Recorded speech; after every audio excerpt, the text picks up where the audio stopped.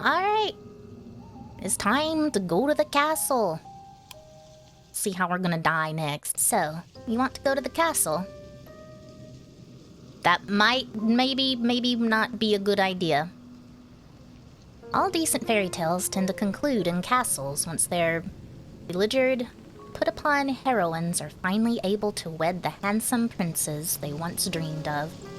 Or, you know, princesses, as the case will probably be for this game.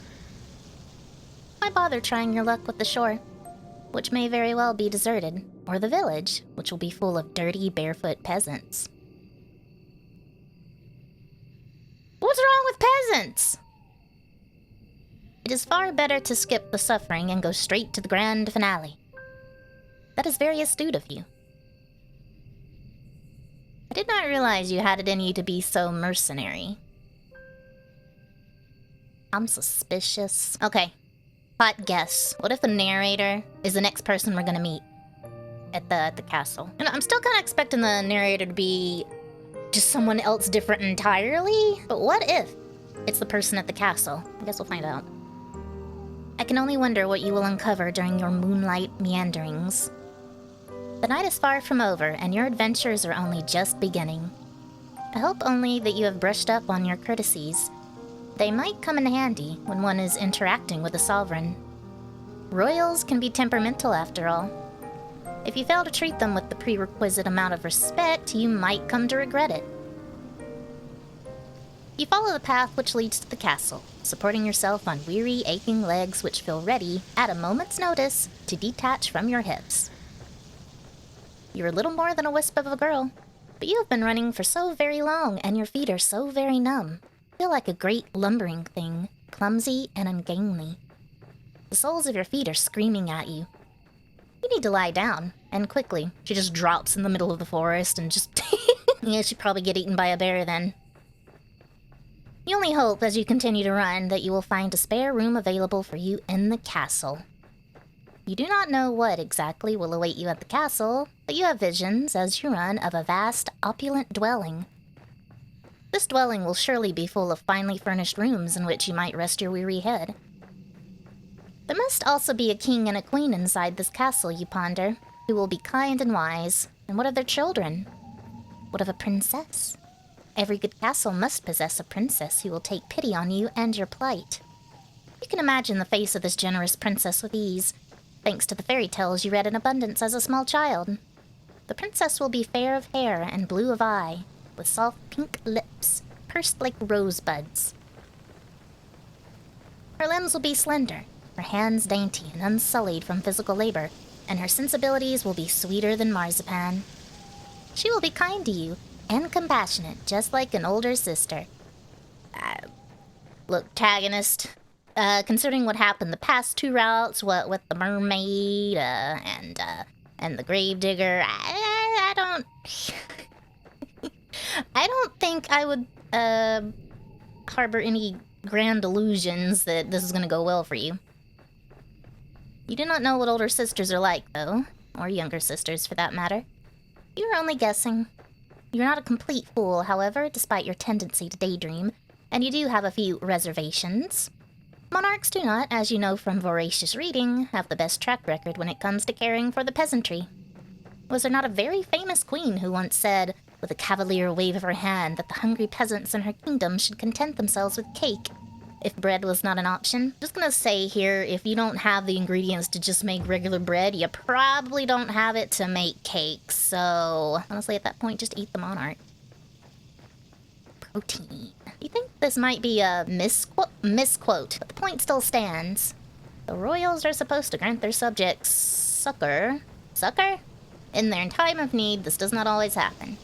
In fact, it very rarely happens. Kings and queens and princesses and princes are just people at the end of the day, and they are subject to the same caprices that all humans are.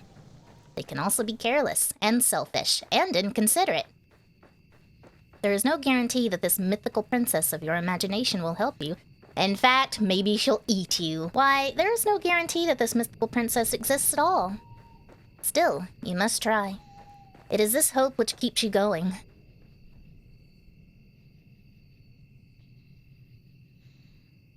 You continue to run to the castle. It takes some time before you finally emerge from the woods. But finally, you do. You thought I was gonna say it, didn't you? How much time, you ask? I cannot answer that. Did I not say that time has begun to lose all of its meaning? The forest is behind you now, at least, and all the awful nightmares which dwelt within it. It is still cold, though, and foggy, and very, very dark. And there's an orb! There you go. The sun is yet to rise.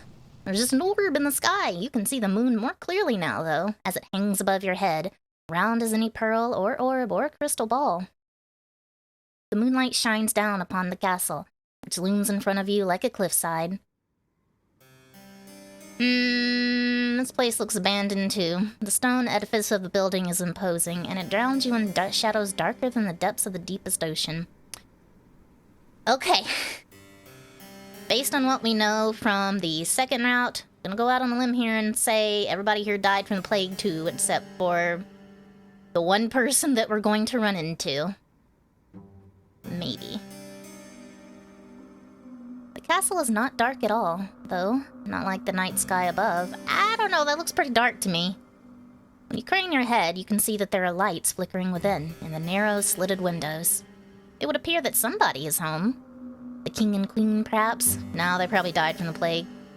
What of their servants? Plague. What, perhaps, more pressingly, of their guards? Plague. You half expect, as you stand there, that armored knights will accost you for daring to approach the castle of King and Queen so-and-so. But they're not going to do that because they probably died from the plague. And then somebody ate them. Do you not know your place, foolish peasant girl with the dirty skirt? Begone with you. You are not, of course, a peasant. Your family is a wealthy one. Or rather, they were before your father made a series of poor financial decisions and then abandoned you at a boarding school or whatever. You do not look like a young lady right now, though, with your dirty face and your dirty skirt, which is torn at the hem. If any guards were to take you for a vagrant, it would not be surprising. But though you stand there dithering, your filthy fingers hooked in front of your filthy skirt, you do not hear any cries. Nobody sounds the alarm. Lights might be on inside the castle, but there is nobody outside of its perimeter standing sentry. There is nobody to impede your entry, and the elaborate iron gates, which are set into the vast stone walls about the castle's exterior, are open, just a crack. It would be a trivial matter to slip inside. There is nobody to stop you. Why are you trembling now, you silly thing? You have come so very far, it would be an act of foolishness to turn around now. Go on, go! There's no one there. They all died from the plague. You and hell, perhaps, in an attempt to screw up your courage, which has at long last begun to fail you. And then you step forwards. You slide between the wrought iron gates as stealthily and as secretive as a thief. Then cross the path which leads up to the tall, imposing structure. The domed doorway which leads to the castle itself, hewn from stone, is closed, but at a push of your palm, it swings inwards. The door creaks alarmingly as it opens, the sound loud enough to split the silence like a thunderclap. You inhale at this and glance around, your eyes darting hither and thither. Okay, well now it's not dark, now it's actually pretty well lit. If there are any guards posted about the castle's grounds, they should have all been alerted by that sound. Will they come for you, at long last? What will happen should they catch you? Will they throw you in the dungeons? That does not sound like a pleasant way to spend a night. At least you would have a roof over your head, though. And you would not have to keep walking. Your feet really do ache. You stand there for an indeterminable amount of time, your heart pounding at a panicked, irregular rhythm in the base of your throat.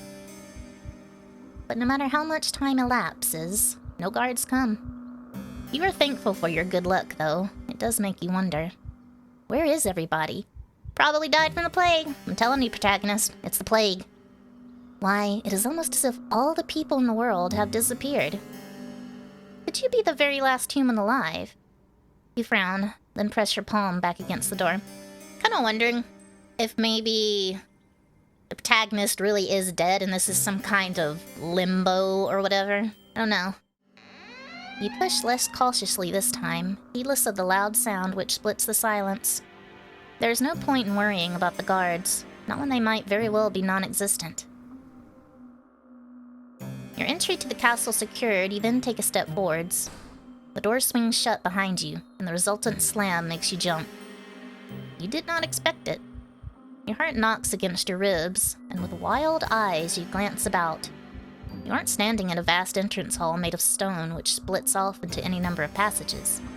At the very end of the hall, meanwhile, there is a large, elaborate staircase, one which seems to extend to the heavens themselves. It is dark inside the hall, but there are numerous torches set in sconces in the stone wall, which are aflame, yet for some relief from the shadows. You can hear the faint sound of the wind outdoors, as it moans against the castle's impervious walls. You cannot hear any footsteps. You cannot hear any voices. You cannot, more importantly, hear any people. Maybe the castle is empty. If that is the case, though, then who lit these torches? It's a ghost! It is a curious conundrum. You muster up what remains of your courage, then cry out, addressing the empty hall in timorous voice, which fails to properly fill up the space. Hello, you say, your eyes wide. Is anybody there? It's probably not a good idea. Your voice echoes through the vast empty hall, but it is met yet again with silence. You cannot say you are too surprised, but it is somewhat disappointing. Not one to be deterred, you try again and again, your voice growing louder with each subsequent attempt. No matter how loud your voice, however, it fails to reach any ears. If anybody is here, they do not seem to be particularly sociable. That, or perhaps they simply cannot hear you. They'd be in another room. Yes, that must be it. You will never find that pretty fairy tale princess of your imagination if you stand idle, you know. It is time to get to work. Put those legs of yours to good use. Not knowing what else to do, is there anything else you can do? You begin to explore. You examine the rooms first on the ground floor of the castle, which are of a similar scale to the impressive entrance hall, large and richly furnished, but utterly unoccupied.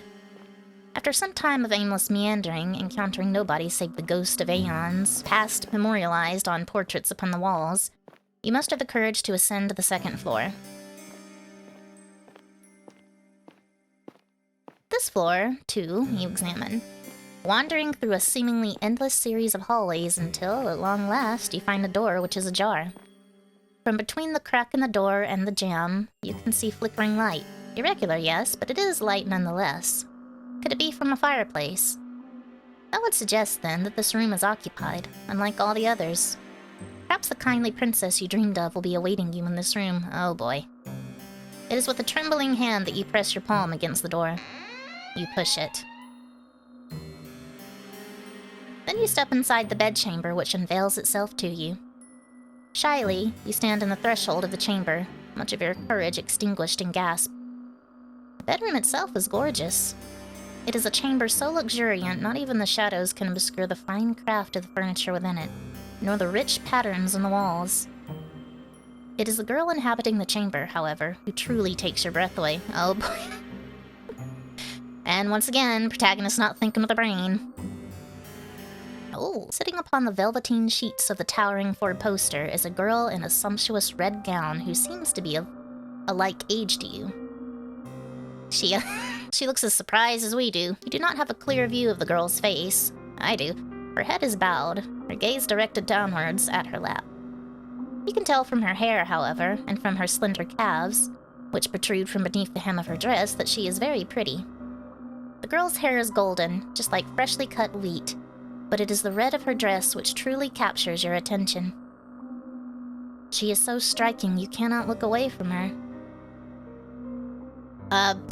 Doll? The girl is not alone in her chamber either. She has a companion, though this companion is not half so endearing as she.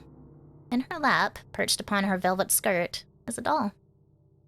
The doll's hair, like that of her mistress's, is golden, though much of it is hidden beneath the bonnet. The girl is adjusting the china teacup held in the doll's tiny hand, while the rim of the cup glints in the light which exudes from the fireplace. If the girl is of a similar age to you, it seems strange that she would content herself by playing with dolls. Is she not too old for it? Girl, do not question her. She's gonna turn you into a doll next. This girl would be more at home, you decide, at a ball, wearing an extravagant gown, speaking with wealthy noblemen, perhaps even of princes. She should not be sitting in what you presume is her bedchamber, adjusting a teacup in a doll's hand. What's wrong with playing with dolls, protagonist? What you trying to say? You saying I can't play with my Nindoroids? My fancy Figmas? My action figures? Do I even have like a regular doll? We are not afforded much more time to stand there, marveling at the girl because she turns. She raises her head. Oh, she's super surprised now. Then her eyes meet yours. You thought the girl pretty when you first observed her, sitting on the edge of her plush velveteen bed, examining her doll. Now she is looking at you, however, her face illuminated by the flames in their grate. And you can see that you were mistaken. She is not just pretty. She is beautiful, so much so it is breathtaking. She looks as though she has stepped out of the pages of a picture book. She is simply too perfect to belong to this world. Well, we know how this is gonna go, don't we? Take your bets. How are we gonna die here? Are we gonna get eaten? Let's see, so far we've been drowned. We've been buried alive. What if she decides to use us as firewood? Perhaps she has some kind of vision, a waking dream, a hallucination. Actually, maybe she'll turn us into a doll. Yeah, probably gonna turn us into a doll. But no, she is not. She is none of those things. The doll in her lap is a cold, hard thing made of porcelain, and it is unflinchingly, reassuringly real. If she were a mirage, surely she would not be able to handle physical objects such as this. I like that she's not actually looking at us, she's more looking off to the side like that. It is strange, though. The doll, though immaculately made, looks oddly imperfect when compared to the girl who is holding it. That's her baby, you better not insult her. She is so startlingly beautiful, she even puts man-made representations of feminine charms to shame. The sight of her makes you feel rather weak. You always have had a fondness for fair maidens, haven't you? You are rather hopeless when it comes to them, even worse than a knight errant from a courtly legend. Your aesthetic appreciation is not particularly ladylike, but, well. It is not every day a girl encounters an elegant beauty like this. Attired in red, illuminated by the firelight. This protagonist, she maintains some sense of self-preservation up until she meets a pretty girl, and then she's like, pretty goyle, brain only pretty goyle. Girl, me too. I suppose I can forgive you for this rudeness, as too can the girl. She does not seem to be the type to hold a grudge. Oh, the girl says in a voice that, surprisingly enough, is far less refined than her appearance. It is good to see you. I've been waiting. What? Has she? That is news to you. You blink, perplexed, a response on the tip of your tongue, but you are unable to expel it into the ether. The girl is setting her doll aside. Then she stands, the hem of her dress swishing about her legs. Nimbly, like a ballerina, she canvasses the space between you. Her room is so very large, there is quite a lot of space. Then takes your hands in her own. You must, the girl says, her eyes aglow with excitement, be my new lady's maid. Oh. Alright, that's what's... okay. It's been a while, but it's such a relief that you finally arrived. I knew that you would. We can just say no and leave. Just say no and leave. This is gonna end badly for us.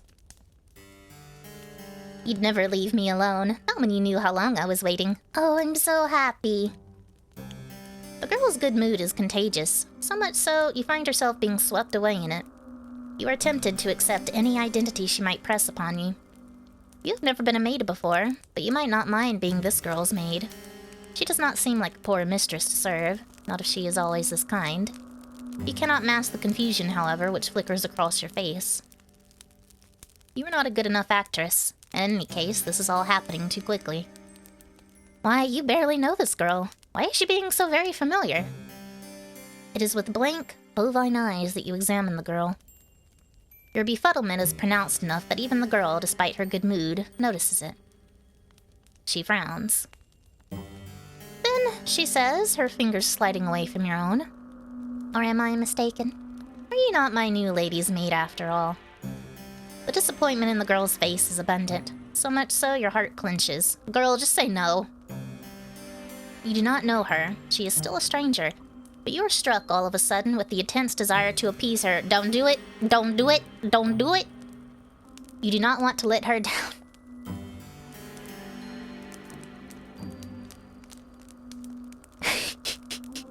Alright. The thought is devastating. You are not aware, you tell her, that you had applied to be her maid, but if that is what she wills, you would not be opposed to it. You pray that she forgives you, though, for your discombobulation. You come from a distant country, and you have traveled for many miles.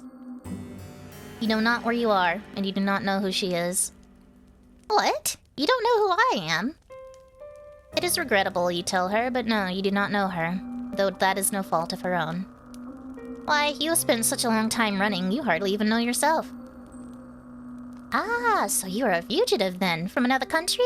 I see. I won't pry into your past, then, if you'd rather forget about it. I don't mind sharing my past with you, though. Everybody in this country knows who I am, after all. Or at least they should. Now, this is quite the impressive boast. If it were to come from the lips of another, you would find it unpleasantly arrogant. You do not think, however, that this girl is trying to show off. You get the feeling, instead, that she is merely telling the truth.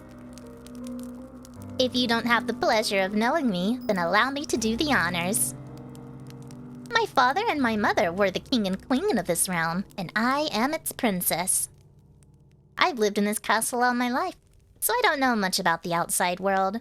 But I know that other countries do exist out there, but those aren't as important as mine. I presume it is from one of these foreign countries that you come from.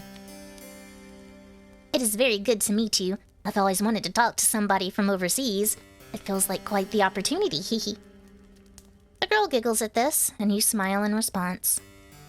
You tell her unthinkingly that it is your pleasure, really, to meet her. Or at least you mean to. You only get halfway through this remark when the full gravity of what the girl has told you sinks in. You come to a stop. Then you stare. Did she just say she was a princess? Yes, that is right. I'm a princess, and one day I'll be a queen. After I've done a little bit of growing up. Never mind that everyone's already died from the plague and there's no one for me to rule anymore. My ministers don't think I'm ready to run the country just yet, but I've been doing my best at my lessons.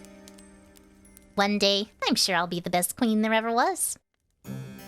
So she really is a princess. That makes sense, you suppose, given she lives in a castle, but it comes as a surprise regardless.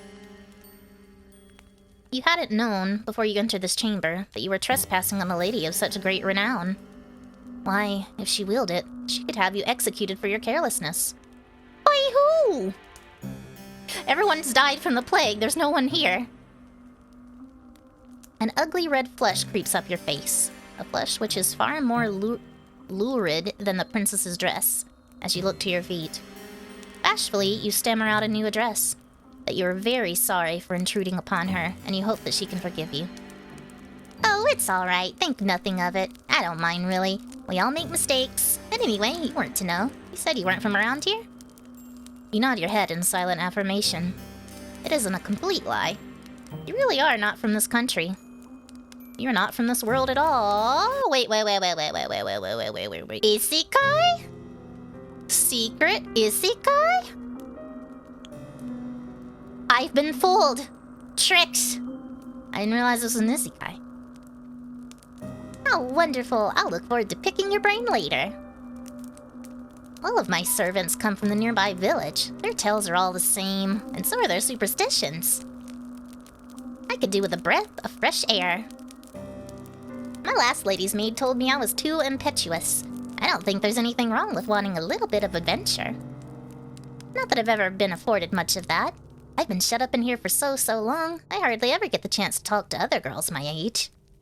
My last lady's maid was older than me, and so was the one before her, and the one before her. Some of the princess's fair mood seems to dissipate as she speaks, her expression turning, by degrees, into something rather more pensive. But I haven't seen any of my old lady's maids in a while, or any of the other servants for that matter. No idea what happened to them, couldn't possibly be the plague. They've all disappeared. Now that is quite curious. Could a whole household full of servants simply disappear? That, I don't know. This castle was full of servants once. My lady's maids, and my undermaids, and my scullery maids, and my housekeeper, and my cooks, and a large retinue of retainers. They're all gone now, though. I think my ministers must have sent them away. I don't know why they would have done that, though. They didn't explain it to me. But then again, they never explain anything to me. They still treat me like a little girl.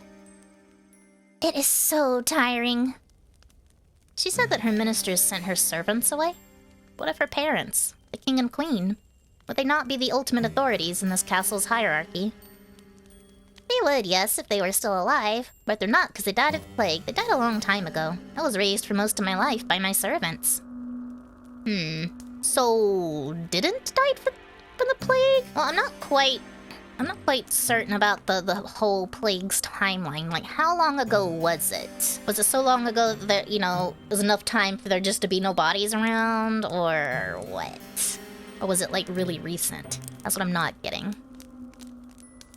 Oh, you answer, and then you flush. You hadn't known.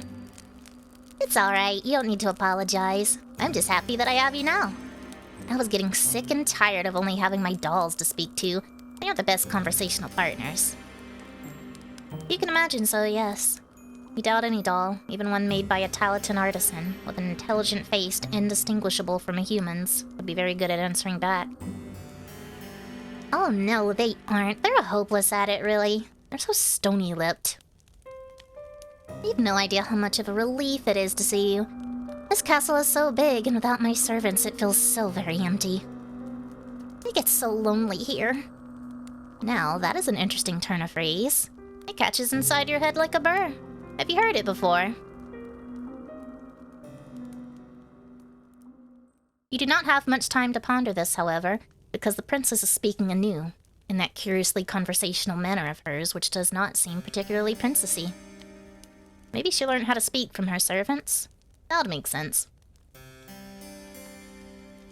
That would explain why her consonants are so unrefined. Oh, but listen to me, yammering on again. It's a bad habit. I really must put a stop to it. You're probably tired, dear one, from your travels. Dear one again. Would you like me to show you to your room?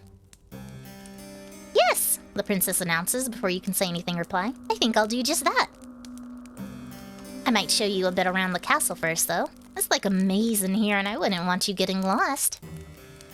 You'll be staying here for quite some time, after all. Forever, actually. You're never gonna leave again. The princess then hastens to take you on a tour of her home. Fortunately, she does not show all of the rooms in her abode, and neither does she offer overly long descriptions as to what few rooms she does show you are used for. She does, however, pause by the kitchens, whereat she offers you some victuals.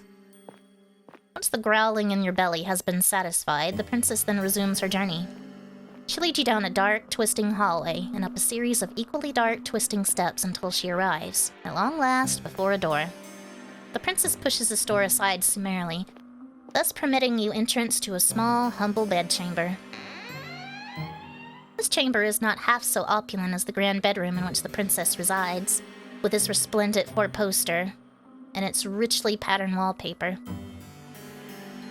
This room's ceiling is not as high, and the singular bed shoved against the wall is thin and narrow. The walls are an unassuming beige, and the floor beneath your soles is of warped wood. There is a malodorous scent, too, which hangs in the air, one of disuse and general decay. You get the feeling that nobody has slept in this room for quite some time. That might explain why it feels so very cold in here. Though if the princess's tour of her castle has taught you anything, it is that it is cold in every room in her abode. Now, here we are, the final stop of our tour. This'll be your room, dear one. I hope it's to your liking. The princess, despite her exalted status, looks somewhat uneasy as she observes you, her eyes upturned like those of a loyal dog's. Is she concerned about your reaction to this room? Perhaps she afraid that you'll turn your nose up at her kindness. For a princess, she is awfully eager to please. This unexpected contrast between the princess's lofty title and her ingratiating attitude makes you smile. The room is rather scanty, yes, when it comes to its contents, but it is more than passable. It has a roof and 4 walls, and though it is cold, you fancy you will feel warmer once you have slipped beneath the bed sheets. The room is not quite so fancy as your dormitory at the conservatoire, and neither is it so large. But it does have one glaring improvement over your previous lodgings. You will not be expected to share it with anybody else. There is only one bed in this room, and this bed is to belong to you. I think that the peace and the quiet will do you a world of good. You tell the princess as much, and she smiles. That's good. I was worried you wouldn't like it, hehe. I know it isn't much to look at, but it's one of the nicest servants' rooms we have in the castle. Most of the maids sleep beneath the roof, in this teeny tiny room, which is all cramped. There's 10 beds up there, and they're so close together there's barely any room to pass between them. I thought it was perfectly ghastly when I saw it the last time I went up there. Not that I was supposed to be up there. It was a rainy day and I couldn't go outdoors, so I was doing a bit of exploring. If the housekeeper had known I'd been skulking around, I don't think she would have been best pleased. Well, in any case, nobody sleeps up there anymore. The scullery maids are all gone now. I couldn't put you up there, though, in the attic with all those empty beds. I didn't think it'd be very cheery. You're not just a scullery maid, you're my lady's maid. That means you deserve good lodgings. It'd be an insult to offer you any less than this. Now, it's getting late. You'll have to forgive me for rabbiting on. I've heard it's something I tend to do. It's a bad habit, one that's unbecoming for a lady. The housekeeper's warned me enough times. You reassure the princess to the contrary, smiling as you do so. You do not mind if she talks too much. That is better than not talking at all. Her affable nature makes it easier to spend time with her. Manners be damned. You're always scolded too, back in the conservatoire, for your behavior. You know full well how aggravating it can be to be upbraided, not for any particular misdemeanor, but for being yourself. Well, I'm glad you understand, the princess answers with a giggle. I really should be off, though. It's bad manners to keep you, especially when you look so sleepy.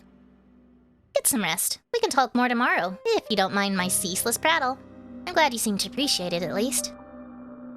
Though I'm sure you'll get tired of it eventually. All of my old maids did. Ha, ha, ha. The princess departs, and in her absence, you take a seat upon the bed. Your new bed. You cannot help but think this is all happening very quickly. It does not seem like very long ago that you were still in the forest, running for your life amongst the tall, imposing trees with their gnarled, grasping branches. The forest might as well be a distant memory now, though. You are indoors, inside a castle no less, and you have been given a room in which to sleep and clothes that you might wear. It seems premature still to declare that you are out of the woods, in a metaphorical sense. But things could certainly be worse. You force yourself to stand, on legs which feel too weary to support you, and change into the night clothes hanging in the wardrobe.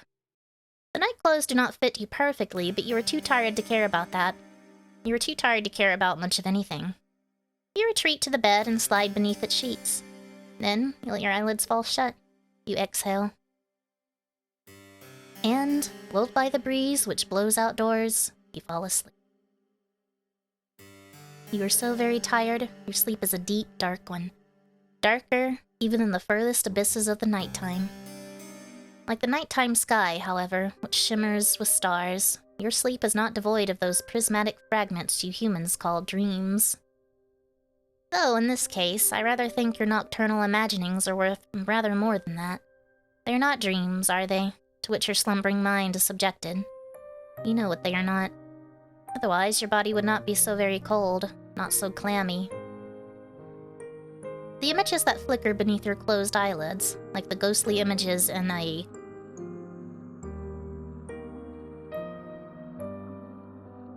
That word, were not conjured from within your mind. They were, instead, taken from your memories. You are not merely daydreaming, you are remembering. You remember the girls who slept in your dormitory, and how they always hastened to use the shower first, so you were last for breakfast. You remember how, when you finally did arrive at the dining hall, the most desirable morsels had already been snaffled up by the girls who got there earlier. You struggled, too, to find a seat, once you finally did get your hands on some food, because nobody ever wanted to sit with you. The other girls all acted like you were a leper, save for when they wanted favors. Never asked for these favors, mind, for why would they? To them, your father's prestige did not matter. They were all wealthy ladies too, many of them wealthier than you. When everybody has the airs and graces of a princess, how is anybody supposed to stand out? You stood out the least in your class, perhaps because you were one of the smallest, the frailest, sickliest, who always came down with colds in the winter. Girl, me too. My sinuses suck. Your poor health did not stop the other girls from treating you as a servant, though, when they remembered that you existed, of course. Sorry, I accidentally knocked into my desk. That's what that freaked out look was all about. It was your lot in life, as you dwelt within the stone walls of the conservatoire, to carry school bags across the field like a pack mule. Then, come the evenings, the girls in your dormitory had you sewing on missing buttons and ironing out the creases and wrinkles in their uniform. All these other girls suck! If there was an odd job that needed performing, you would always be asked. But these girls did not ask you. That would have been too civilized. They ordered you instead, and as they ordered you, they laughed at you. They laughed and they laughed and they laughed, and then the protagonist stabbed them, and they laughed no more. The laughter hurt, but it hurt considerably less than the kicks did, and the slaps and the pinches. Once, during an embroidery lesson, one of your classmates had an accident with her sewing scissors. What? She stumbled, or at least she pretended to, and before you knew it, the silvery blades of those scissors were embedded in your left palm. This happened quite some time ago, when you were even littler than you are now, but you can still remember it. It hurt a lot. The scissors were sharp, and they perforated your skin, not all the way down to the bone, but enough to bleed. Your wound bled bright red, like strawberry jam, all over your embroidery. Then, when your professor saw it, she shrieked. Her face turned as pale as away, and she looked, for a few moments, as though she might faint, though you were the one who was in pain.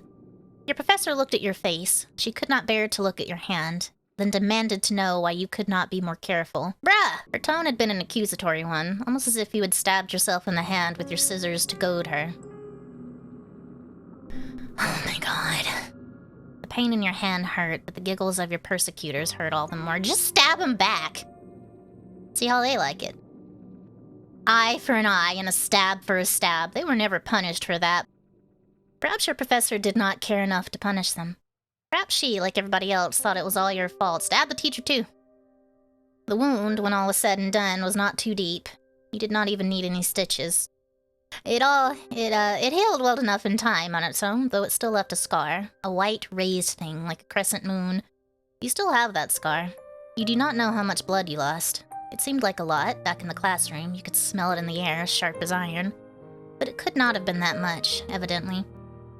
If your wound had been more serious, perhaps your professor might have cared. If your professor acted like that, just something so minor, probably not. Perhaps your classmates, too, would have felt some modicum of guilt over what they did. No, I doubt it. If they're willing to fake tripping or whatever just to stab you, I don't think they care about your well-being at all. Did I read that? But this seems very unlikely. Okay. You know that your blood meant nothing to your classmates. Why should it? If you meant next to nothing, then the blood in your veins was, if such a thing was possible, even more inconsequential. You feel disoriented when you awake, at long last with the rising of the sun. And so this time we did not wake up in a coffin, which is great. You do not remember what you dreamt, but you do not think that your dreams were of a particularly pleasant nature. If they were, your heart would not be hammering so. Ill at ease, you glance around. You were lying in a narrow bed in an unremarkable room, one with dull beige walls and a warped wooden floor. It doesn't look that bad. Where exactly are you? This does not look like your dormitory in the conservatoire, not unless it has shrunk threefold overnight. Your brow furrows as you attempt to recall the events of the night prior, until, with a gasp, it all clicks into place. You remember now. You are running through the woods, trying to escape from... You shudder. Ah! Who? It's the narrator, right? Does the narrator have a name? You do not want to think of what it was you were trying to escape from. You presume that you must have given your hunter the slip, though, because you were still in one piece, awake and alert enough to face the dawning of a new morning. You still have all of your limbs, and your facial features appear to be in the correct configuration. That's more than enough to be getting along with. You look at the foot of your bed, then blink, bemused at your discovery. You can see, lying upon the sheets, a garment. 2 garments, actually, of black and white, folded into a neat white square. Could that be? A maid's outfit? If so, it would not be too surprising. You can now recall your visit with the princess the night prior, and her assertions that you must be her lady's maid. Well, if that is a role she wants you to assume, you have no qualms with it. It is far preferable to the other role you played last night, that of a startled quarry running from its pursuer. You press your fingers against the humble maid's attire. It feels surprisingly soft to the touch, not coarse like you expected. These clothes are rather fine. Did the princess put them there? If so, that is all the more reason to wear them. You are not churlish enough to deny her hospitality. You rise from your new bed, then undress yourself, unbuttoning the front of your plain, white nightgown and setting it aside. This task accomplished, you then clad yourself in your new attire, black, white, and eminently sensible. You feel very far away from the girl that you once were. Your face might be the same as always, but something within you seems to have changed. You are no longer a student, not as long as you mean to reside within the princess's castle. You would far rather be her servant. Different strokes, I guess. Assured of your newfound identity, you retreat from your chamber, then make your way to your mistress's bedroom. The castle is a large one, with many, many rooms and many, many hallways to connect them, and for a brief while you find yourself horrendously lost. You cannot remember where the princess's bedroom is. You're beginning to feel rather disoriented when, to your relief, your eyes snag upon a stairwell which looks rather familiar. Could this be the way? You ascend these steps, your footfalls cushioned by the plush carpet which lines them. Then find your way to the very same hall you traversed the night prior. If your memory does not fail you, then the princess's bedroom ought to be... Yes, here it is. You rap upon the door but receive nothing in the way of a response. Is the princess still abed? You wonder briefly whether you oughtn't wait until she has risen of her own accord. But no. The sun is high in the sky, and it would seem a shame to let the princess sleep through the day. You ought instead to rouse her. That seems like the sort of duty a lady's maid should attend to. You enter the princess's bedroom and glance about. Her room looks much the same as you remember it from the night prior, though the ceiling seems even higher when viewed in the wan morning's light. You can see now that there are far fewer shadows to impede your view. How opulent your young mistress's abode is. Her armoire is large and imposing, as is the grate in which you will be expected to keep a fire lit during the nights. The princess herself, meanwhile, is curled on her side beneath the sheets, looking rather less grandiose than her title would suggest. She is attired in a nightgown adorned with frills, and her hair is split across her pillow like spilled gold. In her slender arms, meanwhile, held to her chest, is a doll, the very same one she was cosseting last night. You suppose this doll must be her favorite. Idly, you wonder what the doll's name is, though you do not suppose it matters all that much. It is time to wake your mistress. You call out to the princess, but she is largely unresponsive. Her eyelashes are still sewn tightly shut, and her lips pursed in slumber. You purse your lips too and sigh. Well, nobody ever said your job would be easy. Once again, you call to the princess, and this time she replies. Her response is not a favorable one, however. She sighs, and turns away from you, her doll clutched to her chest. Just give me a little longer. The princess sounds so enfeebled, but you do not take pity on her. If you have learnt anything from the conservatoire, save for knowledge pertaining to the respiratory tracts of fish, it is that one must be cruel to be kind. You do not think this adage was practiced with any great success in the conservatoire, but perhaps it will have more of an impact upon the princess. You tell her, once again, to wake up, more sternly this time. You will not let her sleep, for she has slept long enough already. It is very slovenly, really, to still be abed at such an hour. Listen. Some of us sleep a long time, okay? Some of us have sleeping disorders. It's fine. Oh, defeated, the princess sighs. All right, I can see that I can't twist your arm around my little finger. I'm up. You don't need to nag me. Once you have roused the princess from her bed, and you have put her doll to one side, you set upon her toilette. You aid the princess in the brushing of her hair, a chore to which she submits willingly, like a cat might allow its fur to be brushed.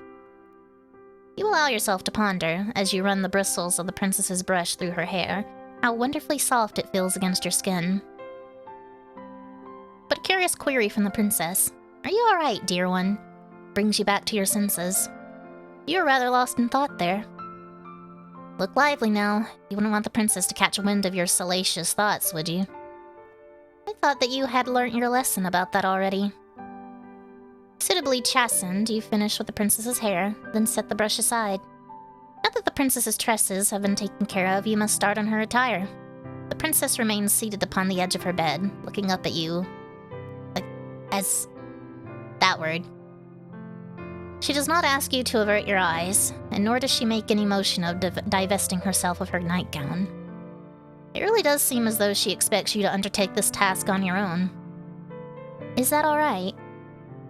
Yes, the princess as much. You would not wish to impinge upon her modesty, but she only laughs. Yes, that's all right. It's what you're supposed to do if you're to be my lady's maid. I'm used to being dressed and undressed. I'm not a bit squeamish about it. She might not be squeamish about it, but you are. You have never seen a naked woman before, excepting yourself. Even then, however, you have always dressed and undressed furtively, not wanting to examine your body for longer than is strictly necessary. You have never much liked the way you look. You make a few more mumbled objections, but the princess sweeps them to one side easily. It's alright. Might be a princess, but we're both people underneath all of our clothes. I doubt we might look much different. You were not sure about that. You have not seen the princess unadorned, but you already know, to look at her face, that you are different. She is much, much prettier than you are. But she is waiting, and you do not wish to keep her any longer. You steady your nerves.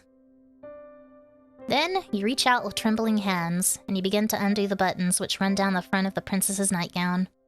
You work as quickly as you are able, which, given how badly your hands are shaking, is not very. You fumble with a couple of the buttons, flinching as you do so.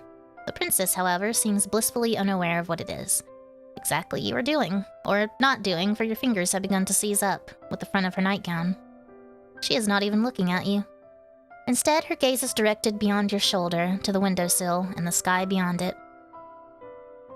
It isn't particularly sunny, but I don't think it's too cold outside. Going for a walk may not be a bad idea. What do you think, dear one? You think that you would like to finish undressing the princess as soon as possible, so you can make some progress on dressing her again. The sight of all this exposed skin is bad for your heart. Fortunately, you were able to make quick work of the princess's nightgown despite your initial mishaps, spurred on, perhaps, by your anxiety. You bid the princess to stand, which she does, and neatly. She steps out of her nightgown, her motions once again as graceful and as fluid as a dancer's. This task completed, you search hurriedly, worriedly, for the princess's red dress. Where is it? You cannot find it. Sweat begins to prickle on the back of your neck.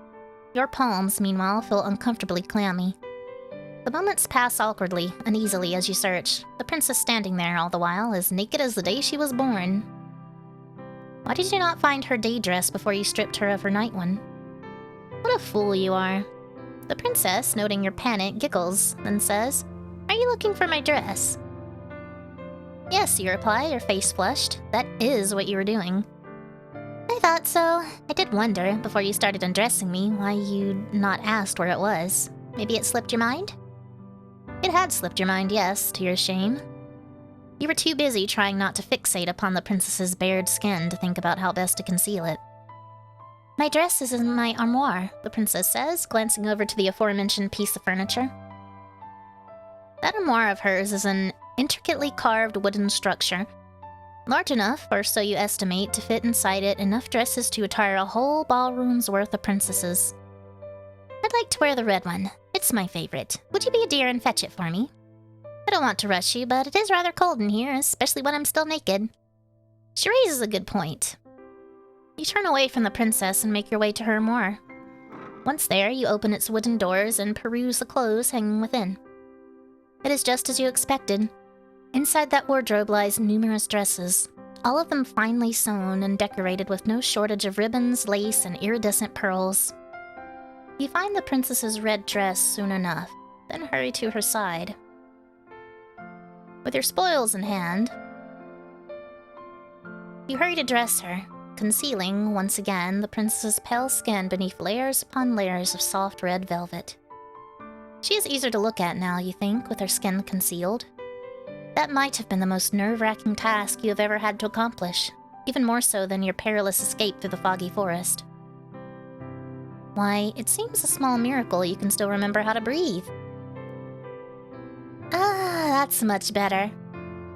Thank you, dear one, for your help. You've not been here for a full day, but I already wonder what I'd do without you.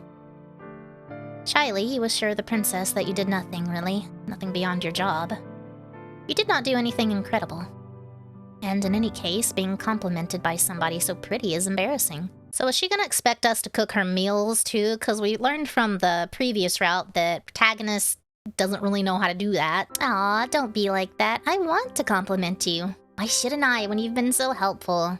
It'd be rude not to. And anyway, I think you're very pretty too. Oh my. Your face flushes from this, more deeply than ever before. You ought to count yourself lucky, really. What with all of this excessive blushing, that the princess does not seem to possess any vampiristic tendencies. Is this foreshadowing? Is this the vampire? Hold on. Let's enhance. I don't know, that looks like a fang to me. You are making yourself quite the easy target. Now, the princess declares, why don't we go for a walk? It's a nice enough day, and I get so very bored of being cooped up inside. You can't think of any particular objections to raise to this remark, and you think that the princess might have a point. The castle, though expansive, is somewhat stifling. The walls are so very thick, they put you in mind of a crypt. With your acquiescence assured, the princess quits her chamber, her posture elegant and her gait unhurried. She seems not to walk as she navigates her way through the seemingly endless hallways of her home, but to float like a cloud. The hem of her dress swishes around her legs, and her hair shifts like a shroud. The castle's courtyard, meanwhile, is sadly lacking in comparison to the princess's beauty. The courtyard is fenced in by the castle's walls, which look, in the stark midday light, tall and imposing, faceless soldiers standing sentinel. Though the sun is out, it is not particularly bright, and neither is it particularly warm. The courtyard itself, meanwhile, is in a state of disarray. The flower beds are in shambles, all overgrown with weeds. It is all rather depressing.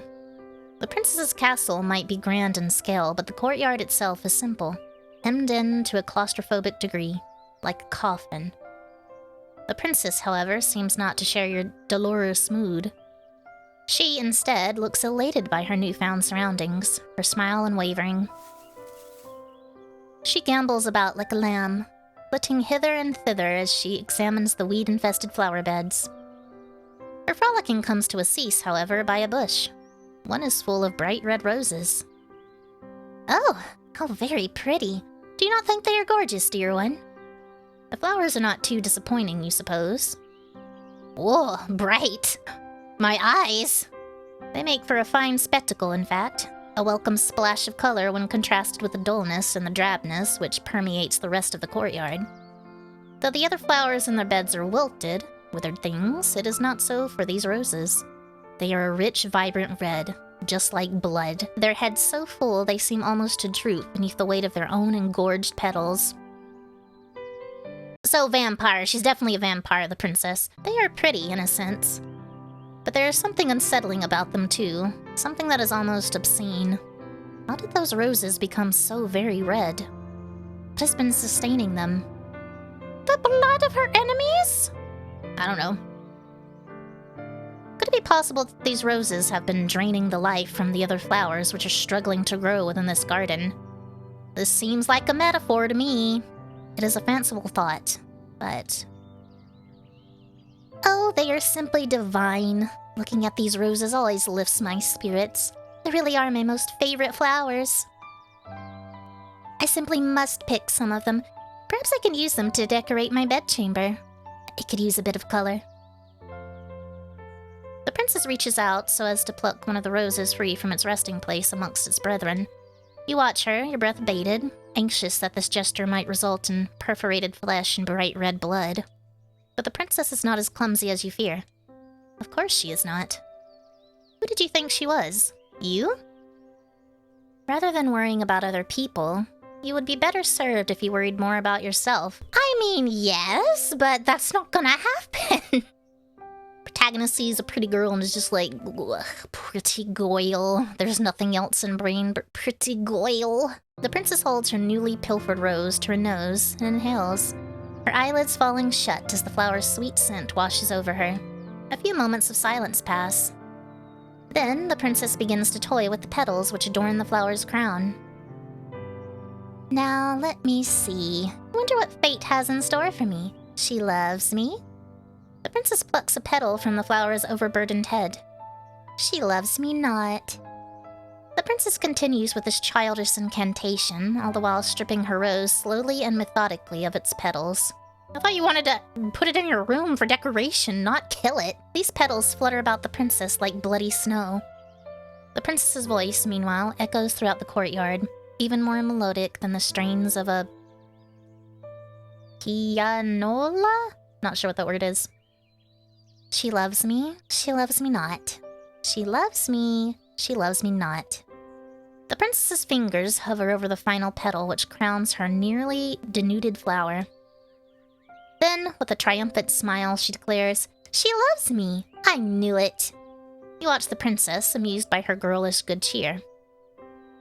The little mantra she has been reciting is one that you are familiar with. The girls at the conservatoire also used to engage in this little game. The younger ones, at least, who believed that a fairy tale prince would whisk them away. You might have participated in this game yourself, when you were a child yourself, but you never pinned your hopes and dreams on a handsome prince. Your interest in princes has always been minimal. When it comes to fair princesses, though, well, pretty goyle. That is a different matter altogether, isn't it? Pleasantly, you ask the princess whose love it is she wishes to court, a query which makes the princess giggle. Oh, dear one, who else would I be thinking of? Naturally, I was thinking of you. Naturally? She says it so easily, as though you ought to have suspected as much, and indeed, part of you did. You wanted to believe, yet part of you was afraid to. You did not want to be arrogant enough to assume that the princess might care for your affections. You begin to blush, your cheeks almost as red as the roses, while the princess laughs. She laughs and she laughs and she laughs, her voice clear and sweet like a nightingale's song, as though you are the funniest thing she has ever seen. Uh-oh. You know, looking at the design of the princess's dress, like the little spiky bits kind of look like teeth. And even her earrings, you know, she's got the tooth-shaped earrings, and her crown too also looks like teeth. And all the teeth on her dress are mostly framed by red. This seems bad for us. I think she's an entire red flag in and of herself. You never liked being laughed at when you dwelt within the walls of the conservatoire, but it is different with her. You have not known her for all that long, but you are already entranced by her, ensnared. She has you wrapped around her little finger. Oh my. The princess's laughter tapers off into a series of giggles as, smiling, she wipes her eyes with the back of her hand. That was quite the amusing diversion, but I just had an idea. You look at the princess curiously. What idea? You can't tell? You cannot even begin to guess, for you have not developed the ability to read minds yet. Just thought that all this watching must be boring you, the princess says, tossing the rose's strip stem carelessly to the ground. You should give it a try. Please do. It'll be fun. The princess retrieves a second red rose from the bushes, deftly snapping it between her fingers, and offers it to you. I want to see what fate has in store for you, too. If the past two fates are any indication, not good things. You smile at the princess, touched by her enthusiasm. Indulging in childish games like this might not be the best use of your time, but the princess looks so very determined you would not wish to hurt her. What could be the harm, really, in consenting? I got a bad feeling about this. What if we get she doesn't love me at the end and the princess just gets really offended by this, like, how dare you? How dare you say I don't care for you? I'm gonna eat you now. You know, 'cause she's a vampire. She's definitely a vampire. The only real casualty of this game will be one singular rose. The rose that the princess is holding towards you. You reach out, meaning to accept the princess's offering, but... Oh no! You are clumsy, and you seize the stem of the rose with a touch too much strength. Uh-oh. The head of the rose might be pretty. There is more to a rose than its bright red flowers. Roses have thorns, too. Fact you are now being painfully reminded of. Pain flares through your finger, and you gasp. You take a step back, the hem of your skirt swishing around your ankles. Your finger is stinging, and so are your eyes. You ought to have been more careful.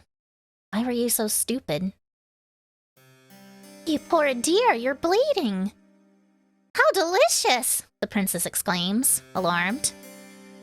Then she frowns. This is all my fault. If I'd not suggested this silly game, this never would have happened. Please, let me take care of you. Let me suck your blood. And how is she going to do that? By sucking your blood. Perhaps she means to take a handkerchief from her pocket, with which she might staunch your wound. Princesses tend to carry handkerchiefs around with them, don't they? Silken ones? How else would they give brave knights tokens of their gratitude, once these aforementioned knights have successfully slain dragons? Princesses can hardly dispense kisses as favors. It simply is not done. That is what you always thought, but... Please hold still. This might sting a little bit. This princess is anything but ordinary. Rather than take a handkerchief out of her pocket, she instead encloses her white, slender fingers around your hand. Carefully, as though she is handling a precious object, she raises your hand, her eyes affixed all the while on the beads of startlingly crimson blood, which are oozing luridly from your wound. She licks her lower lip. Nope, she's tasting us. Then she dips her head. Oh boy.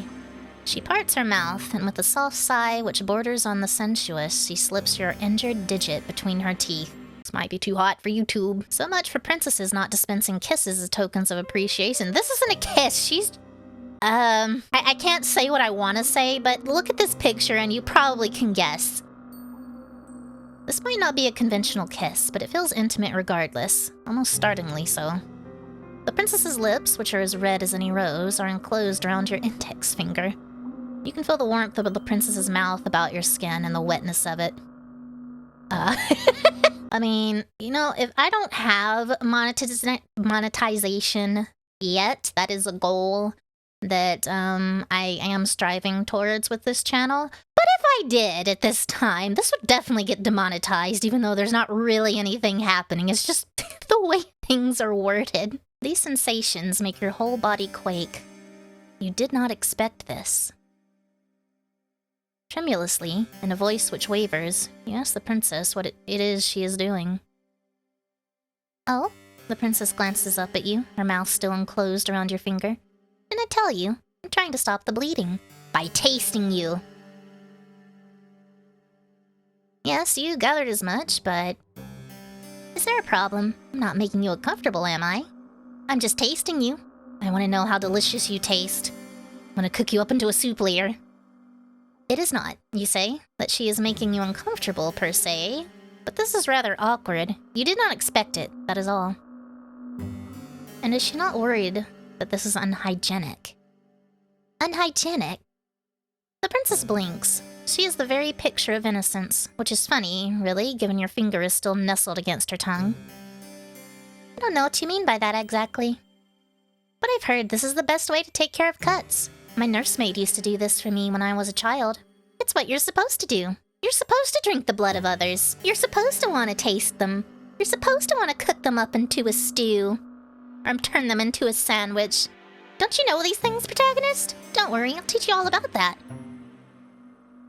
And you ask, your voice catching in your throat, did her nursemaid keep staunching her wounds with her mouth when she grew older? Well, no, but my nursemaid was dismissed when I was 8 years old. That's the normal way of things. I had my ladies' maids to look after me then. How very interesting. And did they ever clean her wounds like this? No, the princess says, smiling mischievously, because I'm not clumsy enough to cut myself, silly. Now that was quite the sharp retort. You did not expect it. Your face turns even redder, if such a thing is possible, though this might perhaps be to your benefit. With some luck, all of your blood will flow to your face, rather than to your finger, and your bleeding will stop. Has it stopped? Your injury was not a deep one. There should be no need for the princess to keep on suckling, but she still is. You're not accustomed to intimacy of this nature. It is making your heart flutter. If the princess knew what her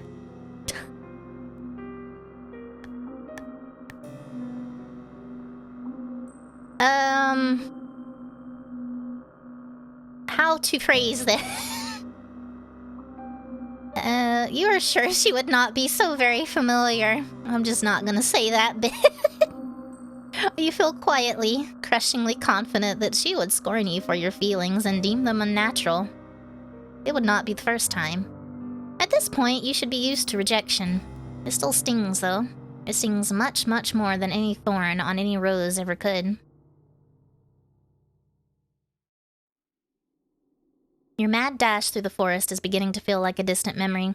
So much so you can scarcely recall the raw, naked fear you once felt as you fled for your life. There is no running to be had while you are working for the princess. You would have nowhere else to run, and in any event, there is no longer any reason to run. The shadows which once tormented you have, at long last, begun to recede. You can scarcely recall, as you lay down in your bed, the petty cruelties you were subjected to by your classmates at the conservatoire. They no longer matter. Your attention is focused, not upon yourself, but upon the princess. The more time you expend with her, the more you come to care for her. You have become quite besotted with her, but you are not yet to realize it. Well, I never.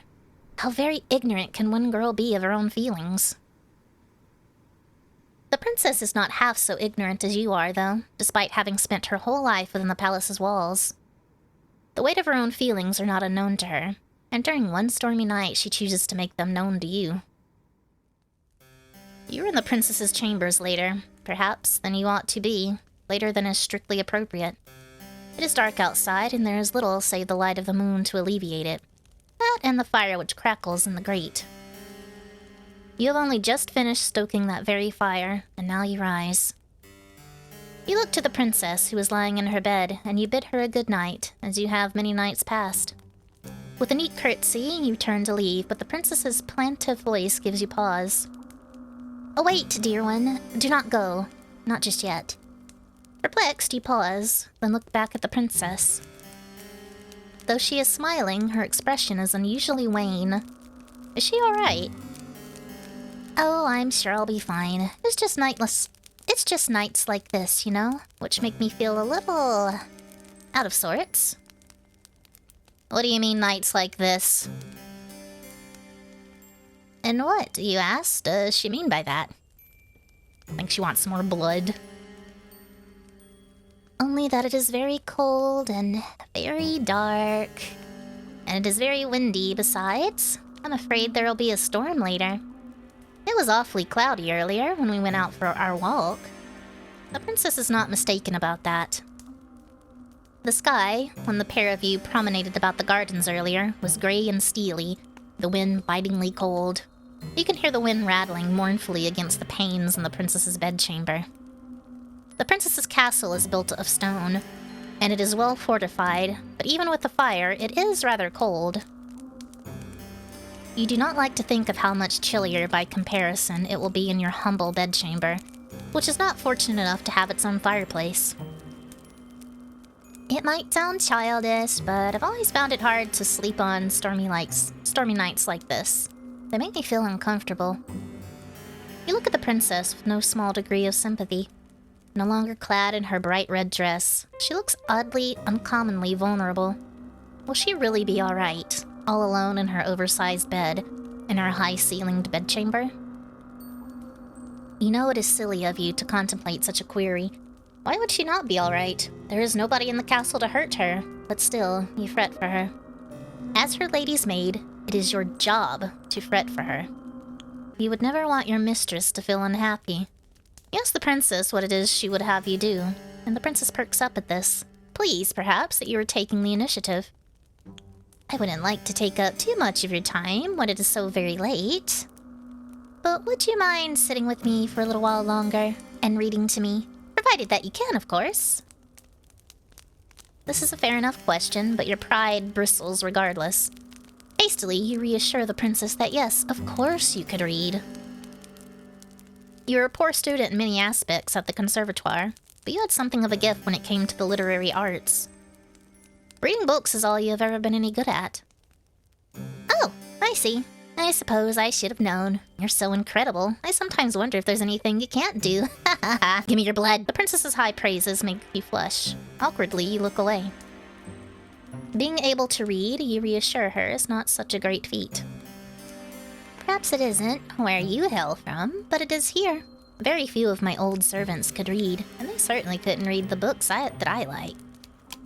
This piques your interest. Intrigued, you ask the princess what books exactly she likes. Well, I'm glad you asked. I'm fond of fairy tales, you see. Old ones from centuries past. I have a collection of them here, the princess says, indicating a book on her bedside table, as thick as a mortuary slab. The book is old, though, and the bindings are weak, the pages brittle, the writing woefully old-fashioned. I didn't trust any of my past servants with that book, but I think you would do a good job breathing life into those old stories. Would you mind reading to me for just a brief while? Please, dear one. Oh, please.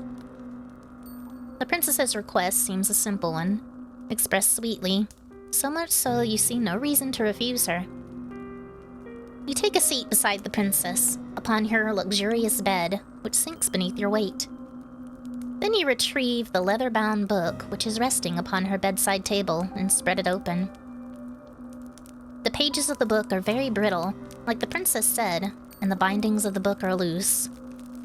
You can feel, in the heft of the book's manifold pages, the weight of the ages concealed within it. How old is this book? Perhaps it is as old as the castle in which it resides. It is with a quiet voice, hesitant at first, that you begin to read to the princess, a tale of courtly love which it culminates in a lavish wedding ceremony. All the while, as you read, the princess listens to you, enraptured, hanging, or so it seems, upon your every word. Once you reach the final phrase embossed upon the pages of this aged tome, and they lived happily ever after, the princess sighs as though this tale has touched her very soul. Ah, would that there was a handsome prince to marry me, she says somberly. Or better yet, a beautiful princess. At this point, I think I would even settle for a lowly scullery maid. You blush at this idle remark, and mumble softly that this would not be proper. The storm outside is still squalling, and you have never been one to raise your voice. You do not expect, therefore, that the princess will overhear you, but she does. She observes you, her head resting against her pillows, and says, "And what would be the problem with that, As my maid, shouldn't my happiness come before any silly ideas of propriety?" "Well, of course," you reply, "but for a princess to marry a scullery maid." "You're still hung up about that," the princess titters. "Don't pay it too much heed. I'm just talking to myself." As if anything like that would ever happen, when there is no priest around who would officiate it. You think there are greater issues with the princess's plan than the lack of a priest, though she does present a good point. The castle is an empty one. Even if the princess were to find somebody that she loves, there would be nobody to make such a wedding official. You cannot help but feel like you have avoided a good deal of nuisance. But by the same token, do you not feel a touch disappointed? Well, never mind. That was a nice story, the princess says, but I'm not sleepy yet, and it's still storming outside. Won't you read me one more? You would not mind, you reply, but it is getting late. You really ought to return to your own chamber. I know, but can't you find it in your heart to read one story to me? Just one? You can choose a short one. I won't complain. You have some doubts about that, but as before, you cannot resist the princess's demands. It is not, you think, because she is a princess, though that is, of course, a part of it, but because she is, well, radiant. You would not, you think, as you turn to the next story recounted in this aged compendium, want to upset her. You would rather cut out your own tongue. And then let the princess drink your blood. You read another story to the princess, which is of a similar vein to the last. Impossible adventures culminating at their close in a happy marriage. This tale delights the princess just as much as the tale you read prior, and she begs for another, then another. 1 bedroom story soon becomes 5, and even then, when the candles which flicker on the princess's bedside are close to guttering out, the princess is not satisfied. Like a grasping, greedy child, she has never heard of moderation. When she wants something, she seeks to glute herself with it, her only request that of more. If she were less comely, perhaps her inability to adhere to the word no would be seen as a character defect. The princess is very comely, however. Comely? I don't know. And so, when she makes her next request, you almost agree offhand, without considering the ramifications. I think I could go to sleep now, but the storm is still raging. I feel lonely on my own, in this big, empty bed. So, I know. The princess's eyes light up like the night sky in a thunderstorm. Why don't you sleep with me? You stare at the princess, your eyes wide as goose eggs. Slowly, you blink. Then, just as slowly, you bid her to repeat herself. Didn't you hear me? The princess giggles. Maybe you've been so busy cleaning up after me you've neglected to clean out your own ears. I said, dear one, would you like to sleep with me? If that is the question she truly means to ask, then it is easy enough to answer. Of course you would like to sleep with her. It would be an honor. But would it really be alright for you to accept such an invitation? It must be a gross breach of protocol, surely, for a lowly domestic such as yourself to share a bed with a princess. You sit upon the princess's bedside, fretting, while she observes with wide, beseeching eyes. She is waiting. Well, what's the matter, dear one? Why do you tarry so? Could it be... The princess's lower lip begins to tremble. Don't you want to lie with me after all? The sorrow present in the princess's voice, and in her face, makes you feel awfully guilty. Hurriedly, you console her. You tell her in no uncertain terms that if she truly wishes to partake in your company, then you have no qualms with it. Why would you? Well then, don't just stand there dilly-dallying, silly. Come and join me, come! And that is what you do, after returning briefly to your own chamber to change into your nightgown. Once dressed, you waste no time in returning to your impetuous princess's side. She is already lying in her glorious 4-poster bed, awaiting your return as though you were a knight-errant gone away to slay some wicked dragon. The princess giggles when she sees you. In your haste to change, you have made a hash of the buttons, and she bids you to come closer. Let me fix that for you, silly. Oh no, you say, I couldn't possibly let you do that. I am but a servant after all. Should it not be your job to dress her? Maybe so, the princess says. But I don't mind a bit of role reversal. It makes things more fun. You try a few more refutations, but in vain. The princess summarily discards all of them. Quite at the princess's mercy, she might be even more stubborn than you are. You capitulate her demands.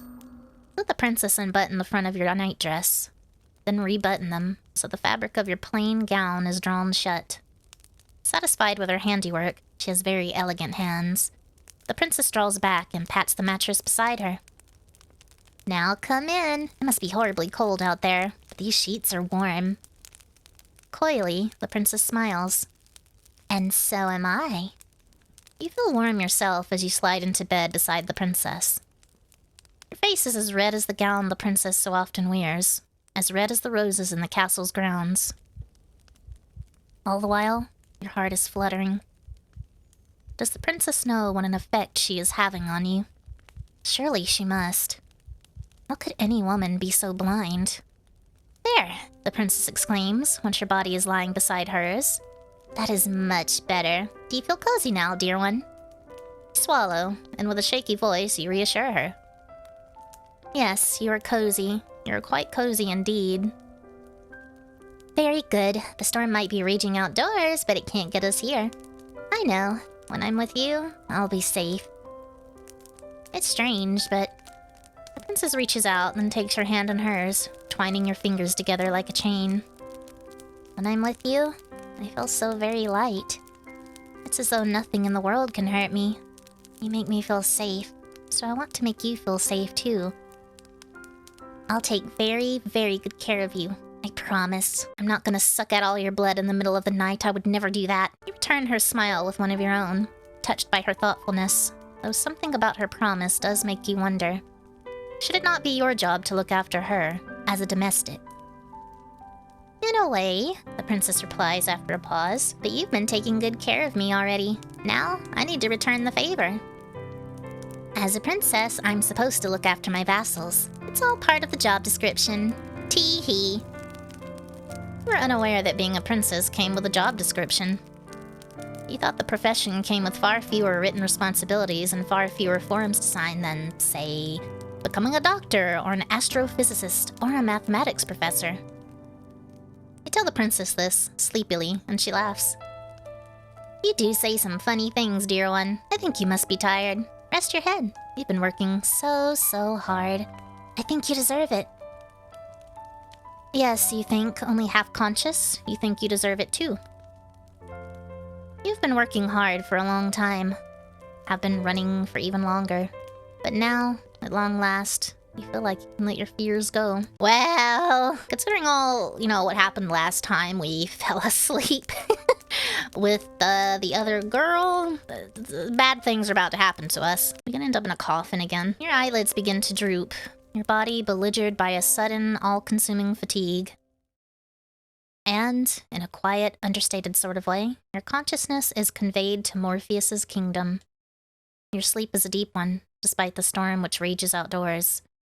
The wind is howling like a couple of wild cats, both locked in a vicious and bloodthirsty bout to the death, but you do not hear it. Swaddled by the warm blankets about you, and soothed by the princess's presence, you are immune from all the ills of the world. When you are with the princess, you feel safe, secure, and, yes, you even feel loved. It is a pity, then, that these feelings do not last for very long. Dang it! I knew it! I knew it! Oh god, how are we gonna wake up this time? You know that something is wrong. Catastrophically so the moment you open your eyes. Your thoughts are hopelessly jumbled, but you are certain that, when you fell asleep, it was in a bed. A nice, warm bed, no less, beneath soft, comfortable sheets. You are not lying in a bed right now, though. You are not, in fact, lying at all. Well, yeah, okay. You are standing, instead, against a cold, hard wall made of stone. The curve of your back is pressed against the wall so intimately you can feel its icy chill seeping through the fabric of your nightgown. Your feet, which are bare, are similarly pressed against cold, unfeeling stone. They feel so frigid you cannot help but tremble. You are trembling so much you can feel your teeth chattering together. They sound like castanets. The sound is almost jaunty, as it echoes through your cell, for that is indeed where you are. The princess's bedchamber, wherein you fell asleep, is a thing now of the past. You are standing instead, you realize, with a sharp start, in the cell of some great underground dungeon. You swallow, and when you do, you can taste something bitter on your tongue. Your stomach is beginning to churn with anxiety. You feel like you are going to be sick, a feeling which wells up inside you to a staggering degree when you catch notice of the stench. You are not, you realize, the only one in the dungeon. There are others here, others attired in the simple black and white outfits of servants which look much like the dress that you once wore. The others who are with you, however, in this expansive cell, manacled to the walls, are in no fit state to speak to you, nor to tell you of their plights. They are all unfeeling, unseeing, unbreathing. They are all dead. You cannot approach these servants to check their pulses. Oh, the music! For you yourself are restrained, but even if you could, there would be no point. There is no way any human could survive the wounds which have been inflicted upon these sad, slumped bodies. Over there, you see a woman slumped, in front of her once white apron stained with blackish blood. There is a gaping wound in her stomach, one through which her entrails have half escaped, in some sort of burgundy goop which might once have been pale pink. There is another woman slumped beside the first of a smaller stature. She is skinnier. Maybe she is not a woman after all, but an adolescent like yourself. She might be even younger. The girl's age, or lack of, did not preclude her attacker from inflicting upon her horrors. Alas, for her body is even more mutilated than the first. Her body is peppered with even more wheals. Wheals? And her face has been half smashed in. Only one eye remains, staring fixedly at the wall opposite her, in the ruined remains of what was once her skull. Over there, you see a woman who is missing both her arms and her lower jaw. Over there, you see another who is missing her entire lower half. Where have her legs gone? You have no idea. The injuries inflicted upon these bodies are ghastly, but their advanced decay is enough to turn your stomach. You know not how long these carcasses have been lying down here, but they have begun to putrefy. You fear a similar fate might befall you, should you stay here. You need to escape. Fitfully, you struggle against the manacles which bind you, but alas, it is no use. You cannot free yourself from the walls. Your restraints are much too strong, and you are much too weak. Panic rises up in your throat, cold and icy, while terror seizes your heart. This too glacial. It is obvious that escape is impossible, but still you squirm and writhe, like a rat caught in a firestorm. There is little point, however, to your struggles. You succeed in nothing as you attempt to free yourself, save making the steel manacles dig into your abused wrist more sharply than ever. You gasp. That hurts. Well, you ought to have known that would not work. The very definition of insanity is, performing a set action over and over again, hoping for a different response. In that sense, perhaps one could argue optimism is not so very different from insanity. Now, that is an interesting point to consider. Would you not agree? No, evidently not. You are still trying to escape, you foolish girl, as if that will do you any good. The clangorous rattling of your steely restraints is rather starting to get on my nerves. You are making enough noise to raise the dead down there, in your dark, dingy cell, and all your screaming is hardly helping matters. I wish that you would cease this infernal racket, but I know you will not. Nothing I say could ever get through to you. Not that you have ever listened to me in the first place. Perhaps you would listen to her, though. Is she not your kind, considerate mistress? Oh boy. Look now, she has come all this way, into the dark depths of the castle's cold, inhospitable dungeon to see you. Is that not kind of her? Oh, dear one, the princess trills, entering the dungeon with a series of light, lilting steps. It would seem like you have finally awoken. How are you? Based on all that infernal racket you've been making, it would seem like you have no shortage of energy. Balefully, you turn your head, so as to meet the eyes of the princess. She is standing but a few paces away, beneath the roughly hewn stone arch which bids one entry, but rarely ever an exit, to the dungeons. The dungeons are dull and drab, but the princess is wearing her favorite red dress. It is so bright and brilliant that, for a few moments, it hurts you to look at her. Once, the red of the princess's outfit made you think of romance. Now, it makes you think of violence. You must forgive me for leaving you down here for so long. That was unfair of me. I did think of waiting here with you, by your side, until you awoke, but... Once again, the princess giggles. A light, airy giggle which does not at all suit the situation in which you have found yourself. A dungeon is not a fit place, after all, for a princess. It is horribly cold here and so very drab, and there is nowhere nice and soft to lay my head. I could have brought my pillows down from my bed, I suppose, and my blankets. But then they would have gotten dirty, and that would be a disaster. I need to be more careful. I won't have anybody left to clean up after my messes soon. Not when I've dispatched of you. Once again, the princess laughs. Her laughter is light and lilting, like the chiming of a silvery bell, but it does little to alleviate your concern. If anything, it makes you feel even more alarmed. Did she say she meant to dispatch of you? Yes, that's right. Could you not tell?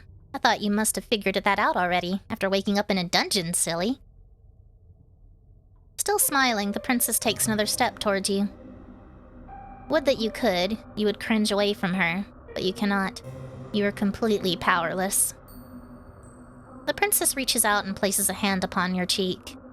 Her skin is very white, and though her touch is cool, it is less so than the frigid air in the dungeon. Though your body is aching, the princess's touch is gentle, and you find yourself leaning into it subconsciously. You wish she would keep holding you. You wish she would keep touching you. You luxuriate in her kindness as best you can. But though the princess's caresses are tender, your circumstances rather undermine them. How can you relax like this? Ah, you're such a good girl, the princess says, in a cajoling sort of voice, as one might address a cat. You've been so lovely to me while we've been together. I really couldn't ask for a better servant. I feel as though I've been spoiled. Why, then, you ask her, is she doing this? Improbable though it sounds, she must be the one who chained you up here. There is nobody else in the castle who could have committed such a feat. Everybody else is dead. Why yes, how very astute of you. I was the one who orchestrated all of this naturally. Naturally, she says, as though her betrayal is a matter of course. Naturally. Why, you ask, is this so natural to her? What does she mean to do with you? Oh, only what I've done to all of my other servants. I have experience with this sort of thing, so please don't worry. I'll take good care of you. And by take good care of, she means... Naturally, I'll kill you. There it is again, that word, which seems grossly inappropriate given all which has transpired. Naturally. There's nothing natural about this. Do you not think so? The princess examines you, her expression ponderous. It is natural to me, even if it isn't natural to other people. This just feels right. Imprisoning her servants in the dungeon and letting them die. Yes, exactly. There's a bit more to do it than that, though. Oh, of course there is. I like you, dear one, the princess says, in a voice which sounds uncommonly serious. You have been good to me, like I said, and kind. For that, I will be eternally appreciative. You've been so good to me, in fact, that simply being with you is not enough. Not anymore. Your company can no longer content me. I've already had a taste of you. I want more blood, protagonist. I'm a greedy, selfish girl, you see. The princess's smile widens into something sinister, her eyes flashing with a fiendish fervor you have never before witnessed. And I don't want to feel you beside me. I want to feel you inside me. She really is gonna eat us, Jesus. Well, of all the things your charming captor could have said, you did not expect that. The princess, perhaps noticing your confusion, begins to giggle. A giggle even lighter than meringue, just as airy. It is just as inoffensive. I can see that you don't understand, dear one, but you aren't the only one. The last lady's maid said that too. Lamely, the princess sighs, a belligerent woe-is-me sigh which makes her look even younger than the scant handful of years she truly possesses. And the one before that, and the one before that, and the one before that. I thought that you, at least, might be able to appreciate my point of view, but perhaps not. Don't think it should be too complicated to grasp, really. But maybe my way of looking at the world is a little bit unique? That's what my nurse always used to say, at least. When she still had the breath to speak, of course. You look at the princess. Where else is there for you to look, really? Your eyes affixed to her face. She is still smiling, but there is something sinister about her smile. Or perhaps, in your anxious state, you are only imagining that there is something sinister about her smile. It is easy to see things which do not really exist when your surroundings are festooned in shadows. In actuality, however, the princess does not look any different to how she usually does. Neither is she acting any differently to the way she usually acts. She has not changed. It is only your perspective of her that has changed. Tremulously, you ask the princess what she means, a question the princess is only too happy to answer. It is simple, really. Like I said, you were wondering, weren't you, why there weren't any guards or any servants in the castle when you first arrived here? The question had crossed your mind, yes? You just assumed they all died from the plague. You were sure that the princess said her ministers sent them away, though. Was that a lie? I wasn't being wholly truthful, no. I thought you would be afraid of me if you knew what had actually happened, and I didn't want that. I wanted you to stay with me. My ministers didn't send anybody away because I don't have any ministers. I dispatched of them too. Did she now? You suppose you ought not be surprised, but you still shudder regardless. My ministers weren't very much fun, I'm afraid. They had a lot of ideas about what I should and shouldn't do after my parents died. The princess stares at you, her eyes wide like black holes, empty, yawning abysses. So, I killed them. I killed my servants too, though I did a more thorough job with them than I did my ministers. I did not care for my ministers, you see. They were all fusty old men, but I did love my servants. I loved my ladies' maids, and my undermaids, and my scullery maids, and my housekeeper, and my cooks, and my large retinue of retainers. They were like my family. They raised me in my parents' absence, and I adored them. They were so very dear to me that I had no real choice. I had to eat them. Does that follow? Not logically, no. Why, you ask the princess, your voice trembling, would you eat the people that you love? It seems a poor way to repay them for their kindness. Well, why wouldn't you eat the people that you love? I don't think there could be any greater way of showcasing one's gratitude, unless you have any better ideas. Maybe get them a cake or something? You weren't expecting the princess to turn the tables on you quite like this, and dumbfounded you stare at her. You know precious little about love yourself, so it is hard for you to form a convincing rebuttal, but you muster up a few token arguments. You tell the princess that eating people isn't very nice, and neither is it strictly legal. A better way to show your gratitude to your servants would be with increased wages or increased holidays. The princess listens to your arguments, her expression astute, like a student poised to take notes in a very important lecture. Once you are finished, however, her concentration fails her. Her shoulders begin to shake, but it is not with remorse for what she has done. Instead, she is laughing. Oh, dear one, that's very funny, but why would I care about the law? I'm a princess. One day, I'll be the queen. I am the law. That is a good point, but what do you think people not turn her subjects against her? What subjects? I'm no fool, you know, no matter how I might act. And I know what happens beyond the castle's walls. I know all about the plague. Once, I might have had a populace to govern, but they're all gone now. I'm a princess and nothing but name only. A monarch without any subjects. Don't you think that's sad? I know I do. It's so woefully lonely. If she feels lonely, then why has she been systematically slaughtering all of her domestics? It doesn't make a lick of sense. Perhaps not to you. Gently, the princess caresses your cheek. But I shouldn't judge you too harshly. As much as I like you, dear one, you are a commoner. Perhaps you can't understand the intricacies of my thoughts. Perhaps you're just too poor! Privately, you doubt that anybody would be able to understand the intricacies of the princess's thought process. Largely because it is unreasonable. You do not say that, though. Instead, you ask her the only question you can think to ask, with your weary throat which is sore from shouting. Why? Why, you ask? The princess blinks. It's because I don't want you to leave me, of course. Everybody leaves sooner or later, whether they have pledged their allegiance to me or not. That is simply the way of the world. People are fickle and inconsistent, even to me, a monarch. That is why I decided to eat my servants. I had no choice, you see. It was the only way to ensure that they would never leave me, except in a toilet. When you think about it, they should be grateful that I would demean myself so, to consume their flesh and blood. I am a magnanimous ruler, you see, and I treat all of my subjects equally. I love every single one of you. And naturally, I love you too. You have been awfully nice to me, and you're very pretty alongside it. If you were a plain, ugly girl, perhaps I would not shower you with affection quite as intense as this, but you've captured my heart. I think you are lovely. So I'll bestow upon you the highest honor I can conceive of. I want your body to mix with mine. And not in the normal way that would mean. Then we can stay together, forever and ever. The princess leans in. You can feel her soft, silken hair brushing against your cheeks.